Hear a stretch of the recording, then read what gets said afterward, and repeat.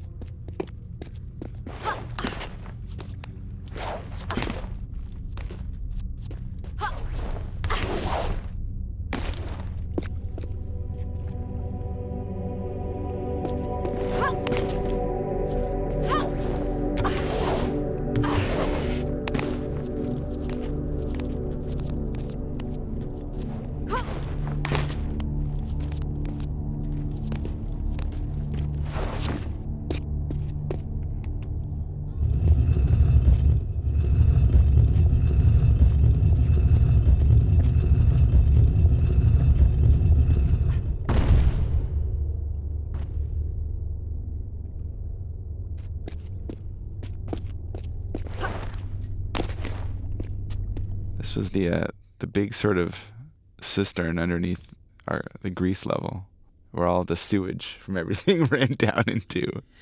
Yeah, I mean the goal with this was to sort of just create massive water-based Uber puzzle, basically, and which it still is. It still is. It was pretty frightening. I mean, frightening level when you walk into it to actually try and work out where you can go, where you should go. And that was like one of the real challenges with trying to balance this room in the first game was, you know, when you give the player as many options as it looks like they have, it's extremely difficult to tell where they should try and actually start going and exploring. Especially since most of the actual places you can see are physically locked off by either the water level or by some other kind of door mechanism. Yeah, and we sort of kept that theme when we redid it.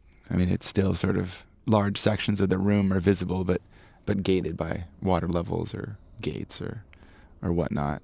So look, it's an authentic recreation of the original. Yeah, just as frightening looking.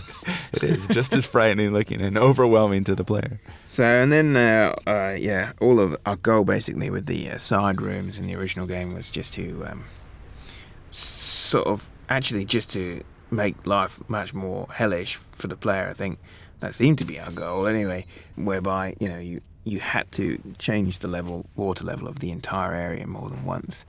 So you had to do things in a prescribed order that you had no idea what that order was until you found out the hard way. You were so cruel back then. Yeah, this was a pretty evil part of the level, I have to say. It was hardcore. Yeah, when we remade this room, we decided we wanted to cut off all of the side rooms and just make them like these little nooks in the wall, so that you never had to leave the space of the main area, and you could sort of be there when the water levels changed and whatnot. So that part is missing. It's good, but I think it turns out a little bit better.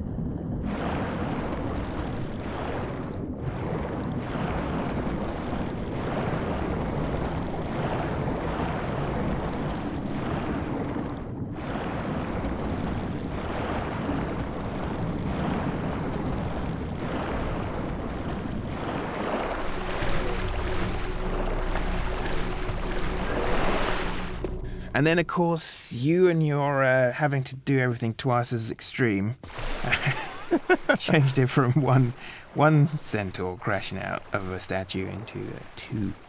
That's right. We had to ramp it up for the kids. Yeah. Kids nowadays, they like it hardcore. So, yeah, we not only made it 2 centaurs, but we made the centaurs twice as big too. Yes, of course. So it's 4 times the difficulty of the original. But in our defense, we did make the centaurs less cheap than they were in Tomb Raider 1.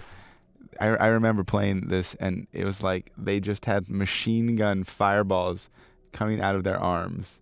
Bone chips they were. That was a bone chip?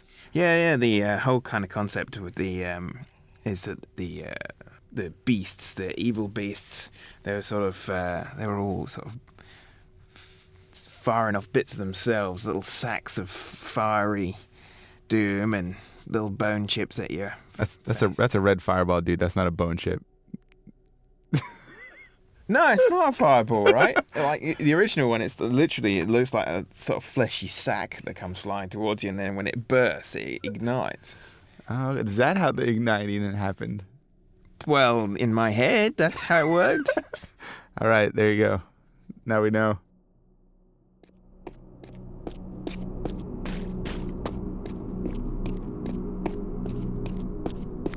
So in the original game, when you actually arrive at Teoken's tomb, basically Pierre's already there, beating you to it, and he's just kind of opens fire on you, and you essentially gun him down. He's already grabbed the Scion, so you gun him down and you take his stuff.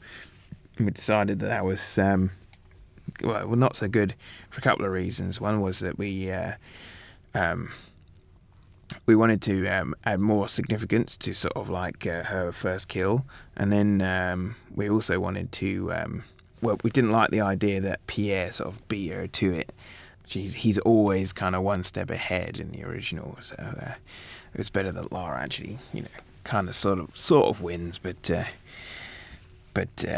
he gets the drop on her. And another thing we changed was we wanted to actually kind of sort of show a little bit of what Teoken's about, because in the original game it's just, she finally goes in and reads about him on the tomb wall, but we wanted sort of a little bit more information about what's going on with old Teoken.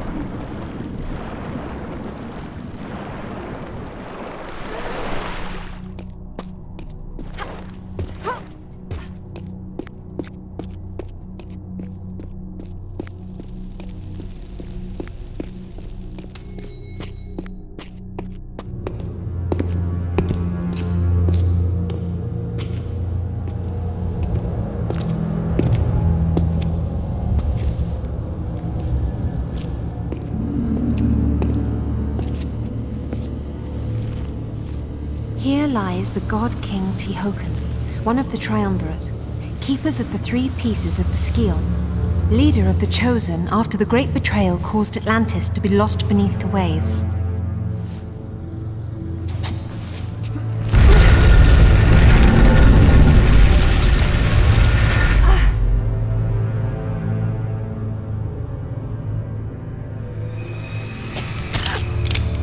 You see, instincts can be expensive, mademoiselle. Yours are going to cost you both pieces of the Scion. That's not a price I'm prepared to pay. Don't be absurd. No job is worth dying for. Yes, it is.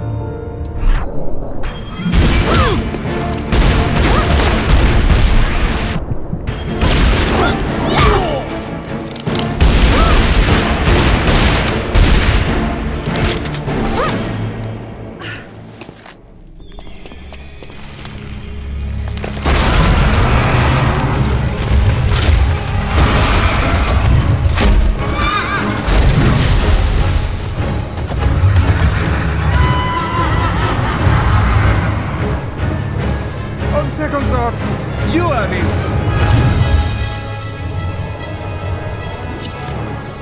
Bonne chance.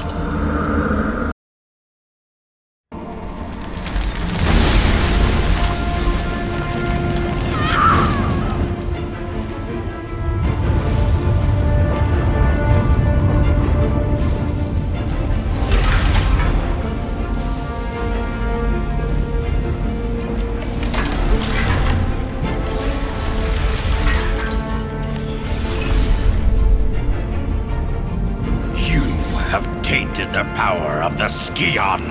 In betraying your fellow kings, you have broken the sacred triumvirate of Atlantis. You have maimed Qualopec, your own brother. I am still here, wretch. Teokan has ended your treachery. But it is my face you will see in your nightmares. What have you to say for yourself?